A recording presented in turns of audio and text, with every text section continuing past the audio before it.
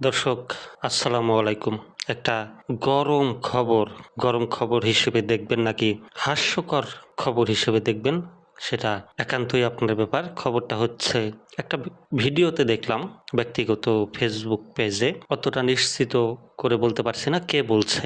কথাটা এই যে এনসিপি নাকি তারা ঘোষণা দিয়েছে বা বলছে সরকার প্রয়োজনে ক্ষমতা শেখ হাসিনার হাতে দেওয়া হবে, তবু বিএনপির হাতে দেবে না। অন্যদিকে বিএনপি নাকি বলছে যে প্রয়োজনে শেখ হাসিনাকে এনে ক্ষমতা তার হাতে দেওয়া হবে, তবু এনসিপির হাতে ক্ষমতা দেওয়া হবে না।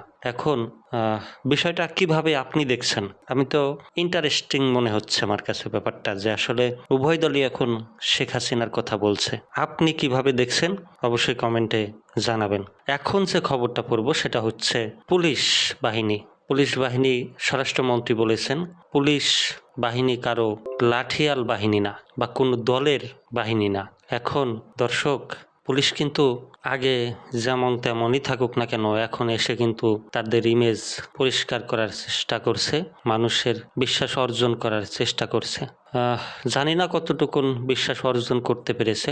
আরেকটা খবর দেখলাম আজকে জাতীয় টেলিভিশনে, দেখলাম যে র্যাবের টর্চার সেলের ভিডিও প্রকাশ করেছে।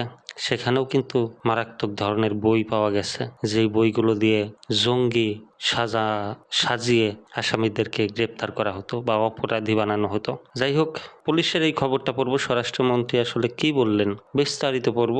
পুলিশ কোনো দল বা গোষ্ঠীর লাঠিয়াল বাহিনী নয়। পুলিশ বাহিনীর অনেকেই কিন্তু এখন জেল হাজতে আছে, অনেকে চাকরি চলে গেছে, অনেক প্রশাসনের অনেক কর্মকর্তাই বাড়িতে এসে বসে আছে।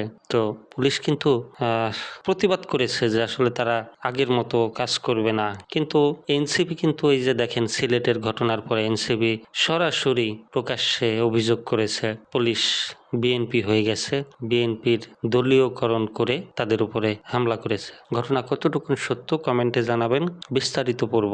স্বরাষ্ট্রমন্ত্রী সালাউদ্দিন আহমেদ বলেছেন, পুলিশ কোনো দলের বা গোষ্ঠীর লাঠিয়াল বাহিনী নয়।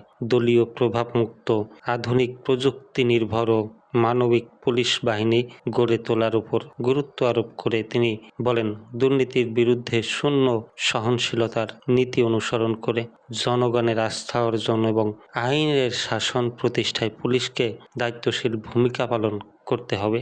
আজ রবিবার সকালে রাজশাহীর চারঘাটে বাংলাদেশ পুলিশ একাডেমি সারদায় ২৭তম বিসিএস ব্যাচের প্রথম পর্যায়ের প্রশিক্ষণ সমাপনী কুচকাওয়াজে প্রধান অতিথির বক্তব্যে স্বরাষ্ট্রমন্ত্রী এসব কথা বলেন।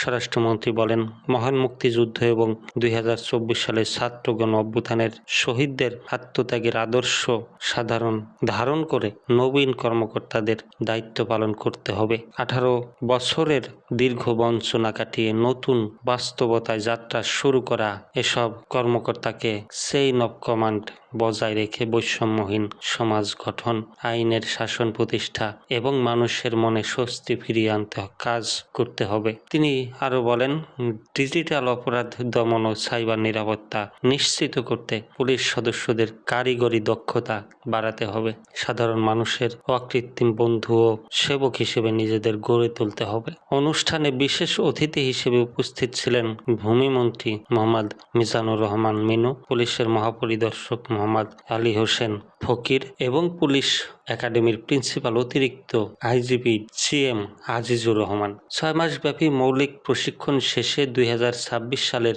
১ ফেব্রুয়ারি শুরু হওয়ায় প্রশিক্ষণের সমাপনী কুচকাওয়াজে এবং অংশ নেন ২৭তম বিসিএস ব্যাচের প্রথম পর্যায়ের ৫৮ জন শিক্ষানবিশ সহকারী পুলিশ সুপার। কুচকাওয়াজের মধ্য দিয়ে তারা আনুষ্ঠানিকভাবে কর্মজীবনে প্রবেশ করেন। কুচকাওয়াজে প্যারেড কমান্ডারের দায়িত্ব পালন করেন শিক্ষানবিশ সহকারী police super doctor Mohammad Nurul Huda উষ্ট্রয়। তিনি বেস্ট প্রবেশনার ও বেস্ট ইন ফিল্ড অ্যাক্টিভিটিজ পুরস্কার অর্জন করেন। বেস্ট একাডেমিক অ্যাওয়ার্ড পান শিক্ষানবিশ সহকারী পুলিশ সুপার আবু নোমান মোহাম্মদ খায়রুল ইসলাম। আর বেস্ট শুটার নির্বাচিত হন শিক্ষানবিশ সহকারী পুলিশ সুপার এবিএম মামুন। অনুষ্ঠান শেষে স্বরাষ্ট্রমন্ত্রী বিভিন্ন বিষয়ে শ্রেষ্ঠত্ব অর্জনকারী প্রশিক্ষণার্থীদের হাতে পুরস্কার তুলে দেন। প্রশিক্ষণ শেষে নবীন সহকারী পুলিশ সুপারদের বাংলাদেশ পুলিশের বিভিন্ন ইউনিটে বাস্তব প্রশিক্ষণের জন্য পদায়ন করা হবে।